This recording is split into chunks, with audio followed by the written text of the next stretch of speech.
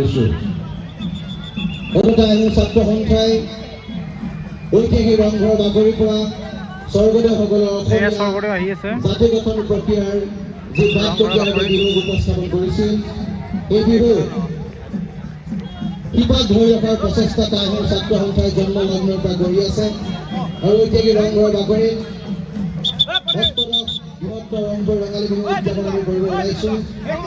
এই বৰ্ণাঢ্য কাৰ্যসূচীৰে বৰ্ণাঢ্য শোভাযাত্ৰাৰ মাজেৰে তলাতল ঘৰ বাকৰিৰ পৰা ৰংঘৰ বাকৰি প্ৰতিটো স্বৰ্গদেউ আহি আছে। গতিকে সমগ্ৰ অসমবাসী ৰাইজক, অসমবাসী ৰাইজক এই স্বৰ্গদেউজনাক শুভেচ্ছা শুভকামনা দিবৰ কাৰণে আমি অনুৰোধ জনাইছোঁ। আৰু স্বৰ্গদেৱে ৰংঘৰ বাকৰিৰ পৰা সমগ্ৰ অসমবাসী ৰাইজক সুখৰ বাৰ্তা প্ৰেৰণ কৰাৰ লগে লগে ঐতিহাসিক ৰংঘৰ বাকৰিত বিহুৱে প্ৰাণ পাই উঠিব। ঐতিহাসিক